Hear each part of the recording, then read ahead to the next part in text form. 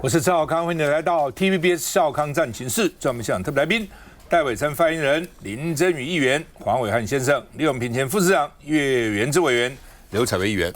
好，伊朗、这个以色列、美国，好像要停了哦。那卡达这美军被伊朗用12枚飞弹去袭击，砰！不过呢，因为事先有通知，所以呢，美军也逃掉了，也没真的炸死哈。先告诉你，我要炸了，我要报复。那对你来讲呢，不报复也不行，不报复你给他看衰了，对不对？这国内也不能交代。但是呢，又怕真的打死人呢，美国呢，如果真的报复他，伊朗受不了。一个以色列、伊朗都应付的很辛苦了，何况加美国呢？所以呢，这个先通知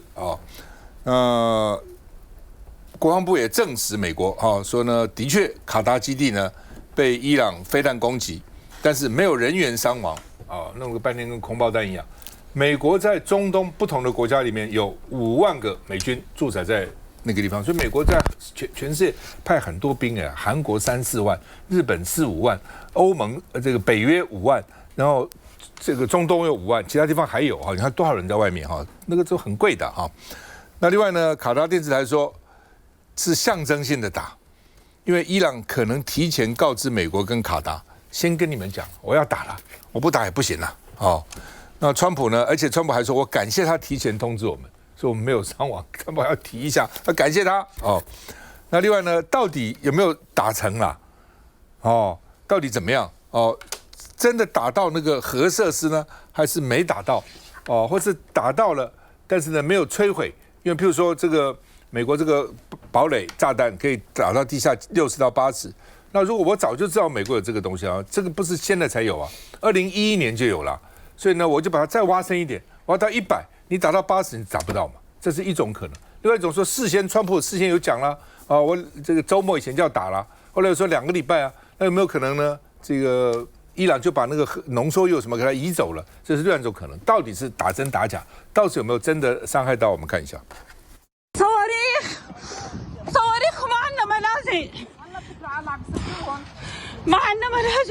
卡达首都杜哈夜空布满光点，防空系统不停拦截伊朗飞弹。What's happening here, man? Not like that. 伊朗最新报复目标瞄准美军驻卡达空军基地。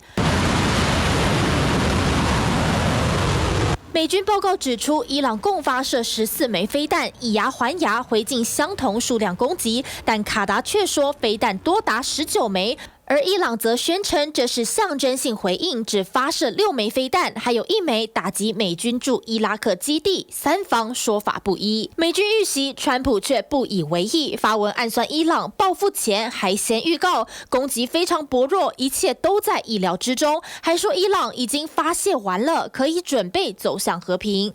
پاسخ قاطعانه گرفتند و این بار هم به همین ترتیب خواهد بود。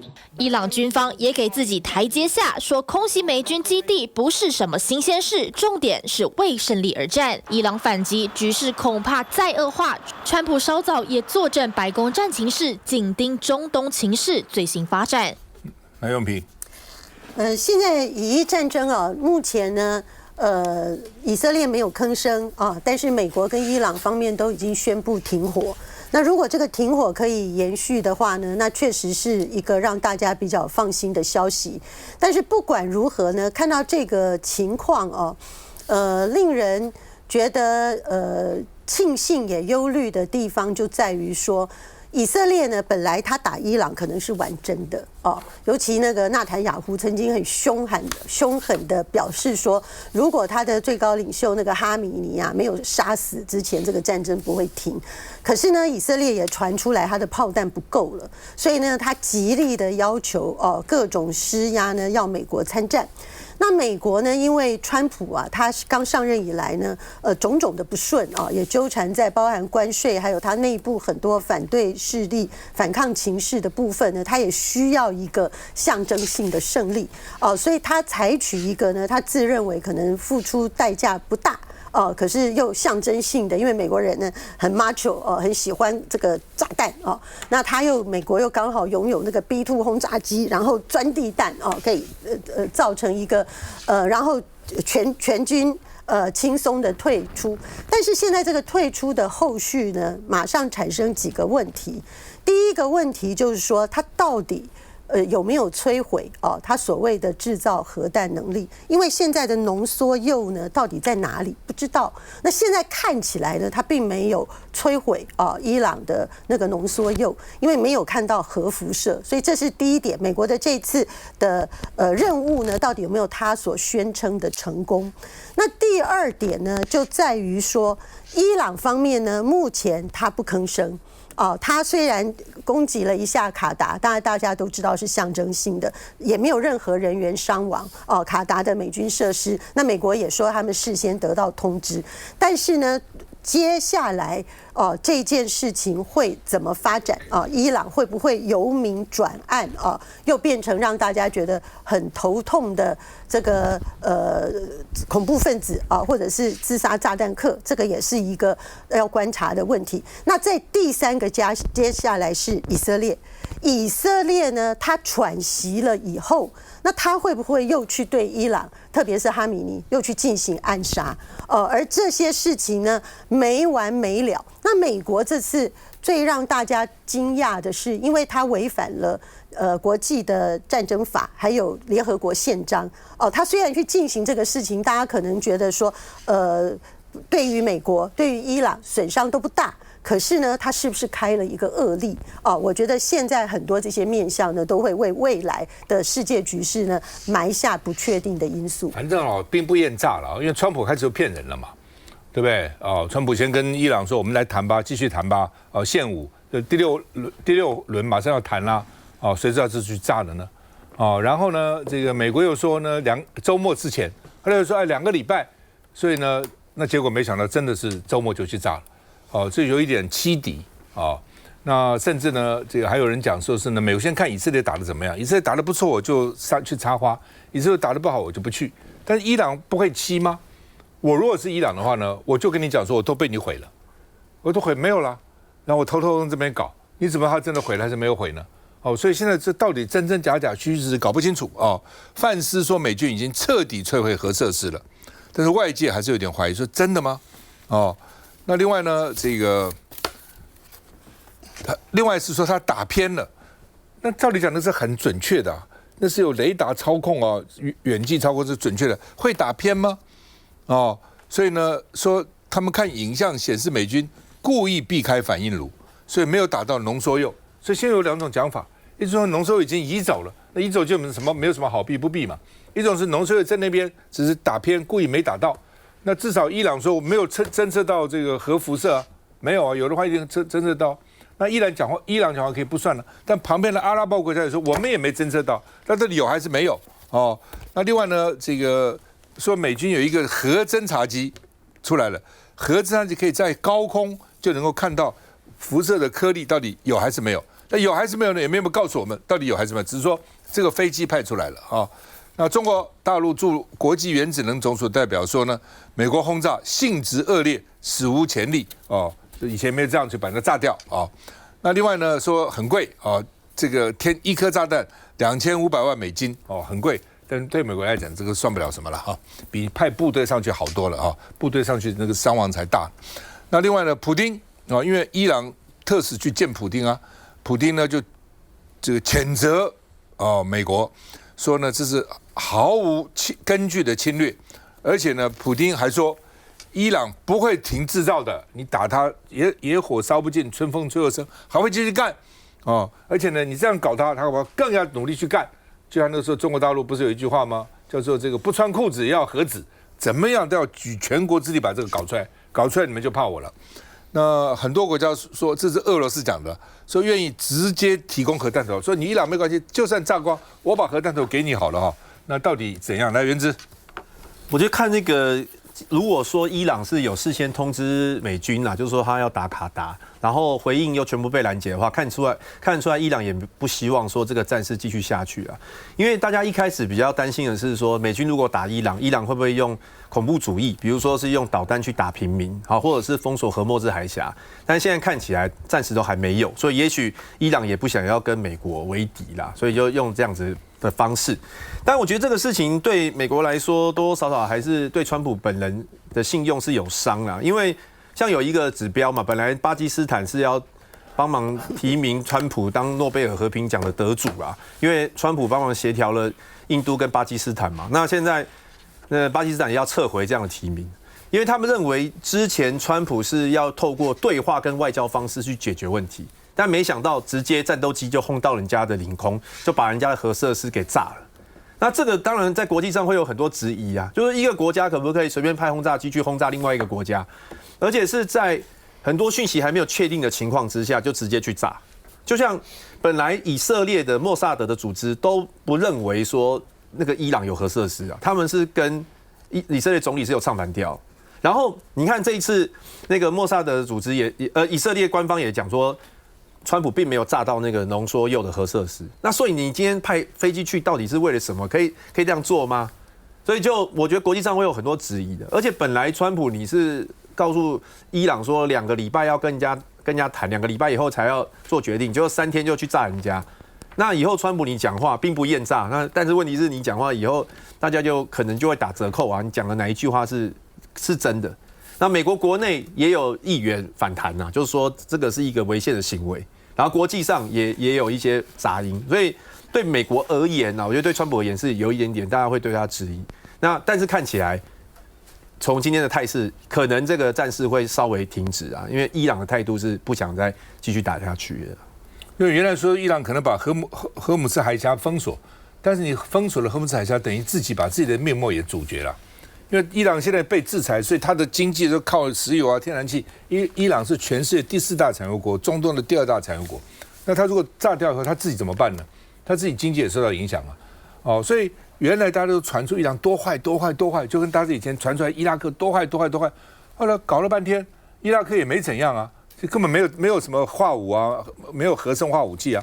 那是说伊朗多坏，伊朗会报复，会炸美军，然后美国的伊朗会搞恐怖主义，至少目前看起来好像也不像啊，就他们要为了师出有名，都把对方描成跟魔鬼一样，然后去打人家。那目前看起来好像并不像他们讲的这个样子嘛。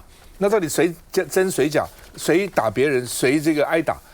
这看起来就是打别人就是美国到处打。这边放部队，那边放部队，那边放了，这看不准把你打掉，把你打掉，甚至呢，这个你这个集权不够民主，要把你换掉，然后换一个上来更坏，颜色革命啊什么你都看得出来，换上了没有一个比以前好的。休息一下再回来。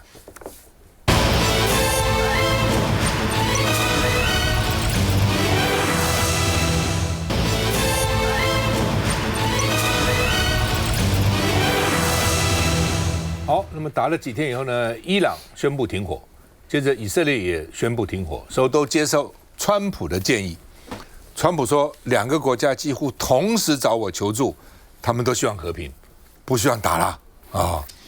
那另外呢，川普是直接跟纳坦雅胡每天都在通电话，这一段时间每天他们2个都通电话。那另外呢，伊朗怎么办呢？请卡达跟伊朗斡旋啊。所以呢，我跟以色列谈，你跟卡达跟这个伊朗谈啊。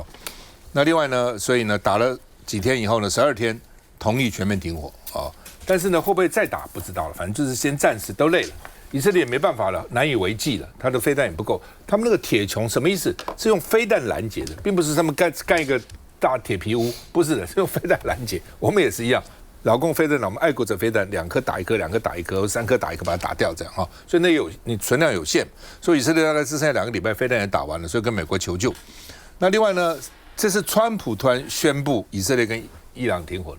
白宫的高级官员说，他们也很意外，川普说停了就停了啊，因为都是跟他讲的嘛啊。那另外呢，才说停火，以色列军方就伊朗飞弹打来了啊，不那当然是余威了啊。那另外呢，美联社说现在有3死8伤伊朗发了第3波飞弹。华尔街日报说，以色列也寻求赶快跟伊朗结束战争，因为见好就收啊，已经把你这个机场都摧毁了，制空权都拿下来了，你再打要怎样呢？从来没有一个国家到现在为止，因为靠轰炸能够占领、能够打胜的。你告诉我哪一个国家？2战的时候，德国去轰炸伦敦，打成那个样子，英国投降了吗？没有啊。美国去轰炸东京，记得吗？日本投降了？没有啊，是到2颗原子弹下去，那是另外的，只要靠一般的炸来炸去，你反正躲防空洞就是了。要陆军上岸才真的是占领嘛。哦，所以呢，以色列打，好，可以了就可以了。所以呢，《华尔街日报》以色列也不想再打下去了，伊朗可能也不想再打下去了。哦，所以呢，伊朗先说对以色列实施停火，接着以色列说他们也停火了。哦，那伊朗呢还放话说美国哦，你如果再进一步攻击，你会感到后悔的。我们先看看攻击的情况。开车途中，伊朗飞弹从天而降，就在驾驶眼前炸开。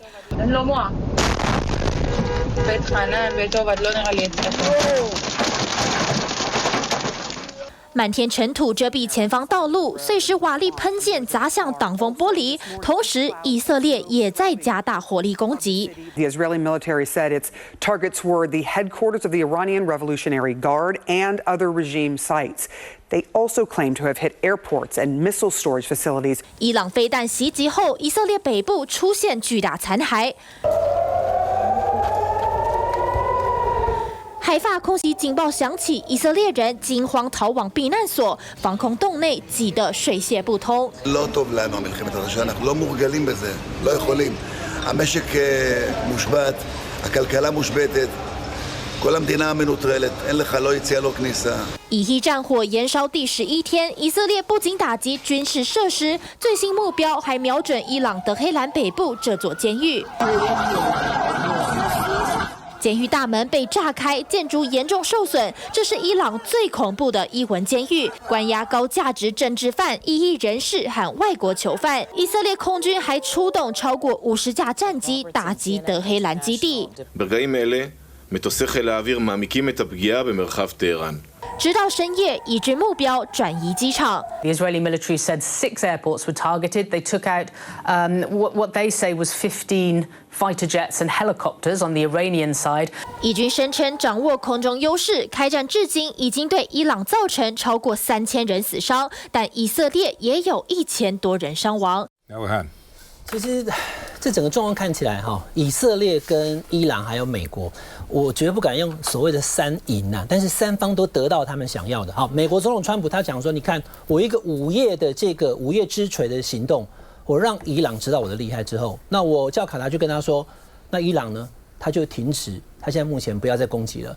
可是，在停止攻击的压线点，因为川普宣布那个时间之前呢，以色列跟伊朗都还有攻击。为什么？因为我不能你讲了就这样啊，我一定要回击啊！我还要告诉我的伊朗的国民，我们已经把美国攻击我们的飞弹如数的回敬他了。所以就打卡达的美军的这个空军机长乌代德。但是你打之前呢，就要跟美国先讲。那美国讲完之后，这个美军基地它在被攻击之前的整个领空关闭，然后呢，所有的防空飞弹都来，好，所以呢就没有任何人员伤亡。因为伊朗也知道，如果让美军伤亡的话，那一定会有后续的行动。所以川普得到他想要的，就他对世界宣称，我们之前的午夜之锤 B2 轰炸机去轰了以后，我们已经成功的这个是副总统范斯对媒体讲，因为接受媒体访问，已经摧毁了伊朗的核子计划，他再也不可能去提炼浓缩铀，他也没有能力转换成核弹头，没给他了。那当然，记者就问他说：“那所以浓缩铀到底在哪里？”好，那范斯没有回答。那美国对世界宣称12日战争，我终止了这个结束了这个战争，以后不会混乱。但是呢，以色列呢就跟他的这个民众讲说，我们已经狠狠的削弱伊朗他的实力了。而伊朗也告诉我的国人，你看我连美国都敢打，美军基地我都敢打，所以3方都得到他要的。可是呢，最后就是不要再打了，因为打是非常贵的。刚刚主持人在讲那个铁穹飞弹的那个系统，一个晚上大概打掉台币要80几亿。而且它还有它的数量，所以其实伊朗、美国还有这个以色列都不希望打很久，但现在要找到一个点给它停止。那既然川普已经讲了这个话，也进行了午夜之锤的轰炸，显然我不知道那个以色列的对不起，那个伊朗它的那个基地到底受损的状况，因为它没有对外公开。可是，一来没有这个核子外泄，然后呢，二来看起来它也目前没有其他的动作，应该是有受到一定程度的损伤，而暂时不要再打下去，对3方来讲都是一个比较好的消息。好吧，到底停火情况怎么样？我们看一下。美国总统川普又发文，开头就说恭喜大家，以色列与伊朗完全达成协议，将实施全面停火。大约6小时后开始，就是台湾时间中午12点，伊朗将先停火，在第12小时，以色列也将启动停火。24小时后，这场12日战争将正式结束。但是川普声称停火后，以色列多地仍响起警报，因为侦测到伊朗飞弹来袭。همزمان با ادعای ترامپ در مورد برقراری آتشبس دشمن صهیونی چند نقطه در شهرهای تهران، ارومیه و رشت。川普的说法立刻被伊朗外交部长发文反驳，说没有达成停火协议。但是如果以色列在德黑兰时间凌晨4点前停止非法侵略行动，德黑兰将停止攻击，似乎代表双方确实在谈判停火。赖伟山。这是以色列跟美国的这个军事行动，其实它的重点是在要摧毁这个伊朗制造这个核子弹的能力。那也就是说，它这个核设施它必须要让它销毁，否则它这个如果这个一旦核子弹制造出来，确实会造成中东地区本来这个阿拉伯世界本来的这个国家这个彼此之间的这个战斗力的消长，我要让它有所平衡。那再来是，如果它拥有这个核子弹之后，那这个相关的这个所谓的威权集团的国家，它的这个能力也会大大的上升。所以这个是在民主国家世界里面不希望看到的。那当然最重要的是，我们会看到国际原能总署其实在之前就已经有发现，就是这个伊朗它确实就一直在储存这个相关的这个核能相关的制造的原料。那以目前现在探测到的原料，它目前以这个数量的话，大概可以制造出9颗的核子弹。那它到底有没有相关的技术，可能还在精进当中。可是以原料的数目来说，其实已经可以成功的来做9颗原子弹。所以这也是为什么以色列急着必须要去摧毁它的所谓的核设施，也是要确保这个以色列本身的安全。那其实伊朗过去在这个以前的政权来说，其实曾经这个德黑兰他们的首都以前有这个东方巴黎之称，其实他们非常的先进，甚至很西化，他们的女性上街基本上也不用戴面纱。直到现在这个政权上台之后，它完全是回到这个宗教的本质所以跟过去变成说这个宗教跟政治是一体的，那变成是全面去压制这个过去这个很生机蓬勃的这样一个国家的状况。那所以这次川普也有特别有提到说，其实政权应该要改变了不应该再由现在这个政权这个所谓的非常老的这个国王的政权来持续来统治伊朗。那这个可能对于这个中东地区的稳定可能也都会有影响。那再来就我觉得这一次的重点其实是应该要这样看，大家都说美国到底会不会介入这个所谓的区域冲突？应该说美军现在不愿意去侵入去做这个全面性的战争，不过对于区域的冲突跟稳定来说，美国还是有非常强大的意志想要展现。所以在这次中东的这样一个冲突上，我们就可以看到，美国其实在最后在以色列扫荡完这个伊朗之后，把这个大部分的这个威胁都毁灭之后，美国还是去进行致命的打击。所以也就是说，以台湾来说，我们当然面对中国的威胁，但我们应该要把自己的相关的能力去调整好，去把自己给建制好。那遇到威胁的时候，那美国才会有这个介入的这样的一个机会。看起来美国是这样了就是说以色列打得不错，他觉得我可以去插个花，到时候你看都是靠我的能力。如果以色列开始打不好，美国也不会介入，这是第一个。第二个，你看最近不管从海山的斩首到以色列，美国擅长的是快攻，去快去快回，然后呢，要不然就是这个快闪，要不然就是斩首去啪斩掉走，叫他派大规模的地面部队去，可能他不要。他是炸了伊朗以后，他还说我们不会，我们不是跟伊朗为敌啊，我们是跟伊朗的核设施为敌啊。他要讲这个话，然后他也讲说我们不会出动部队，所以现在看起来大概美国的战略策略很清楚了就是说呢，短时间强攻炸他有兴趣，长久的战争派兵去他没兴趣来，采薇。我觉得虽然川普的说法他一度是遭到否认，但是呢，其实现在看起来除了就是原本已经预定要攻击之外，确实是往停火的一个方向来前进。但是这样的协议其实还是充满不确定性啦，因为其实像之前像歹戏拖棚的状况，乌俄战争才刚发生，而且还在眼前，所以其实国际上面非常多的学者都还是在怀疑到底是不是真的有可能停火。不过其实对于美国内部一定会有压力，因为川普他的政策就是第一美国优先嘛，然后美国要专注内部的经济发展，所以呢，如果长期这样下来，对美国来说当然还是有重伤的一个状况。但如果当然打下去，对伊朗来说同样是重伤，尤其一度传出伊朗可能要关闭这个荷穆兹海峡，那油价当然是应声上涨。但是如果关闭这个荷穆兹海峡的话，对伊朗来说一定也是有非常大的一个伤害。不要忘记了，有84%的这个石油都是运往亚洲的，所以中国大陆还有南韩，还有包含日本等等的，一定都会先发生。所以对于伊朗来说，自己它也会受到一个非常非常严重的一个冲击哦。所以我觉得现在我们大家如果要回过头来关注的，应该是今天我们的经济部长郭志辉都已经告诉大家，如果说伊朗他用了最后的一个决定，最后的一个选择就是关闭这个荷穆兹海峡的话呢，那么我们的油价是绝对会是上涨的。那如果你都已经确定是上涨，我们现在具体的做法到底是什么？我们应该是要提前提出来才对。休息一下再回来。